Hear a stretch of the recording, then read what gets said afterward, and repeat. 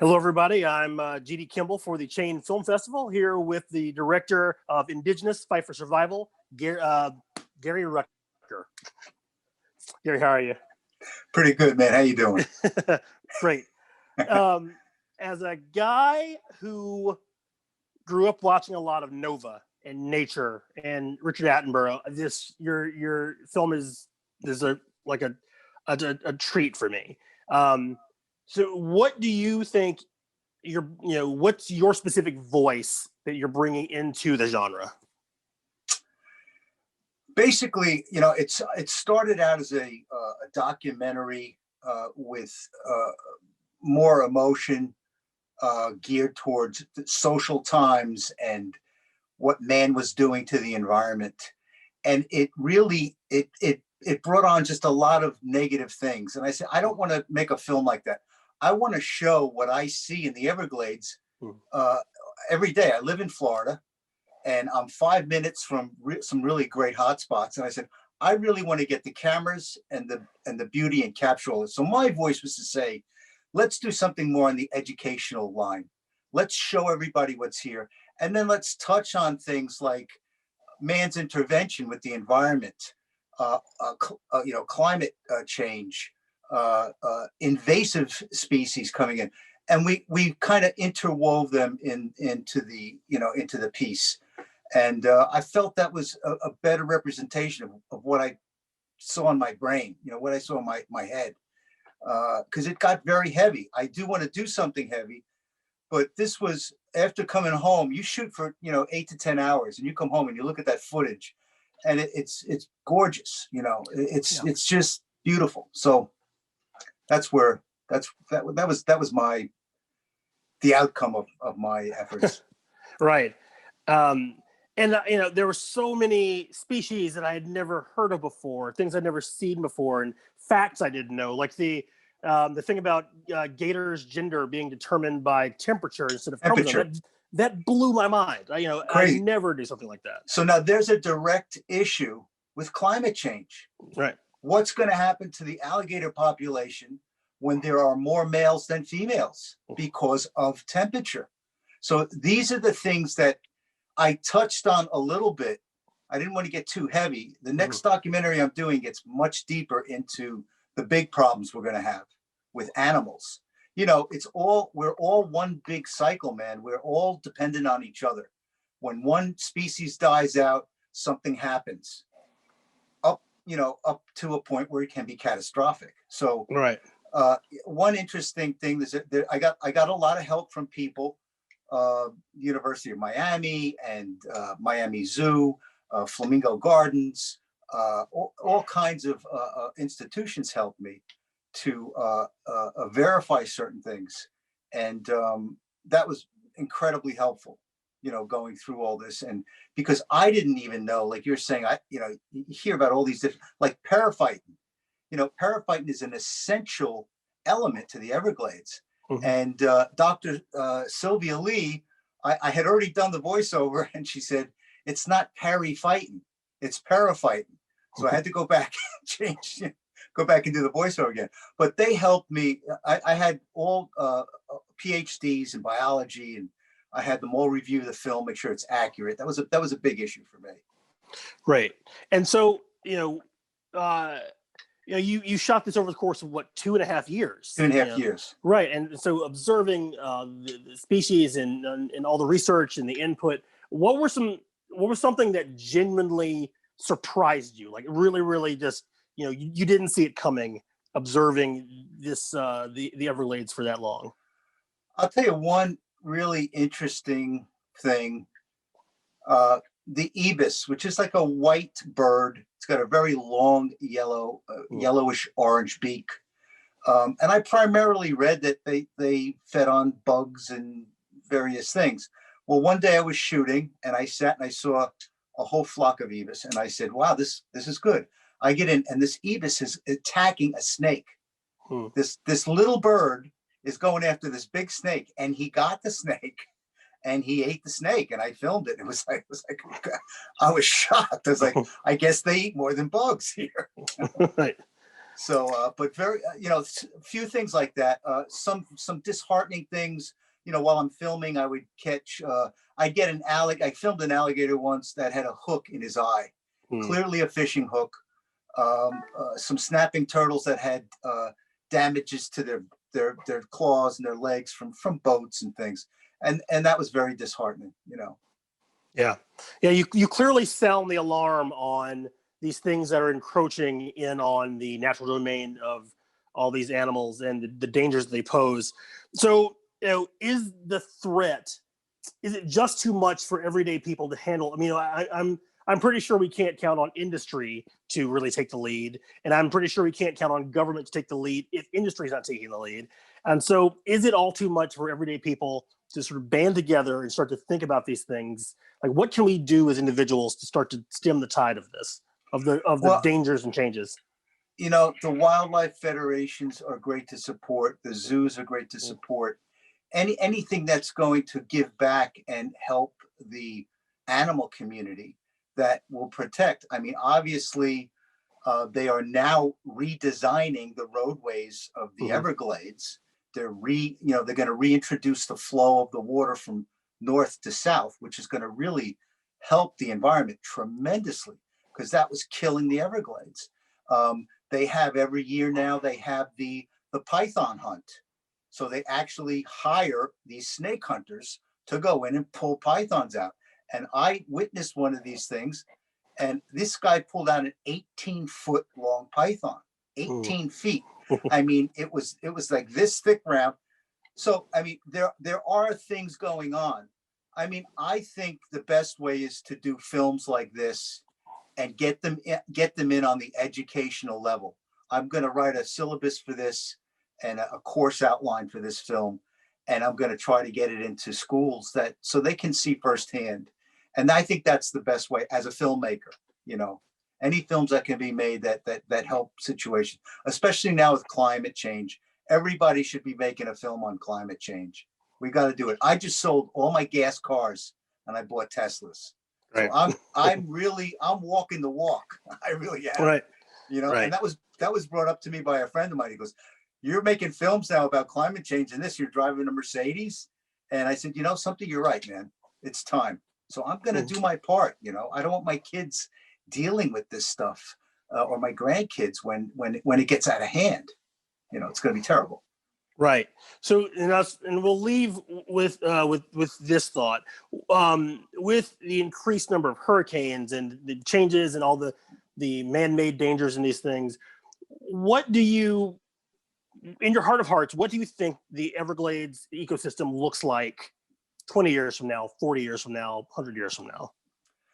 If we continue to clean up, if we continue to, real estate development is a problem because it pushes animals out of their natural habitat. They push them closer together. Pesticides are a problem. They're causing a decrease in the panther population. I mean, all these little things have to be addressed at the same time. If we don't do it, there will be no Everglades. It'll be gone. You've seen the scenarios where in 100 years, literally the entire state of Florida will be underwater, right? So we need to act on all of this now, or we're going to be in big trouble. That's for sure. Absolutely. And your film beautifully makes that abundantly clear. Gary Rector, thank you so much. The film is Indigenous, Fight for Survival, and congratulations. And thank you for taking the time with me. Thank you, JD. It was great. I'm here with the director and subject of Alaska Long Hunters, Mark Rose. How are you, Mark? Hey, great here. Great. Wonderful rainy week on the West Coast. Horizontal rain every day. Well, good. Well, then, according to the film, you're used to that kind of weather. Yes. Yeah. Because out of the frying pan into the fire, moving from Oregon to Southeast Alaska, which rained 3 times as much as it did here in Oregon, which is known to be wet, but it had 5 times the snow. So, it was okay. I noticed in the film, Alaska itself is such presence. It's such a character in and of itself. What is it about Alaska that draws such incredible personalities, such interesting, unique people, and daredevils, adventure seekers? Well, the terrain is adventuresome. You've got a 20,000-foot mountain and several others around 19. You have a rich aviation history. It goes back, since the airplane was invented in, the 1920s. You have, of course, shipboard. You have the trappers. You have the gold miners. You have a lot of things that attract people with adventuresome spirit. And so it's always captivated, everybody's minds of the adventure side of it. Obviously, it's very challenging outdoor wise. And, you throw in the mix of aviation, helicopters, fixed wing, the hunting, the big game, the bears, which I dealt with a lot when I was a kid growing up there. They were always kind of looking over your shoulders, and you had to be careful. Of course. So you didn't let your guard down. And so you just kind of learned from the other guys that were around you and mentoring you. Right. And so obviously the place backward and forward, but you're a first-time filmmaker with this film. And so how was it returning to Alaska through looking at it through that lens? What surprised you coming back to it as a filmmaker? Well, to be honest, we kind of did a lot of praying. You're needing some good weather to film, and get vistas of Mount McKinley, to see the game, to interact other than buying a lot of canned footage. I kind of wanted to have the experience happen to us while we were there. That was our hope, that we would be able to record it with good quality equipment and professional filmmakers, and get some of those moments, right? And I think we did pretty well. We would come away from the set some days and go, wow, I think we did well today. And the actors and cinematographer woke up one morning and there were two bull moose fighting outside their cabin, right? And of course, all these guys, all these professionals, nobody grabbed their camera. Finally, somebody did. We got a little bit of it, which I put in a back scenes video I built later. Right. So that was the kind of stuff we were hoping to capture and share, because Alaska is so unique and has such a like you said, it's got its own personality, and it's very romantic, and it's absolutely stunningly beautiful. We were trying to capture a little bit of those things. Right. And, there's so many, harrowing stories in the film. It's just like, aside from the beauty of the place, you make it very clear that it is an incredibly dangerous place. And so it struck me that in the telling of these amazing stories, of close calls and these things, you're returning back to the place where they happened. Were there anything like that in the filming of those? Did you have any close calls then coming back to film those things? Well, I was flying every day.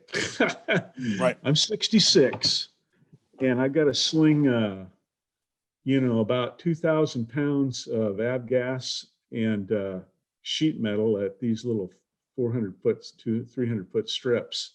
And I haven't got the coordination like I used to have as a 20-year-old, right? And so I did have a spotter pilot who's a very, very well-known pilot. He was in the film, but only through the window you could see him. He was safety pilot.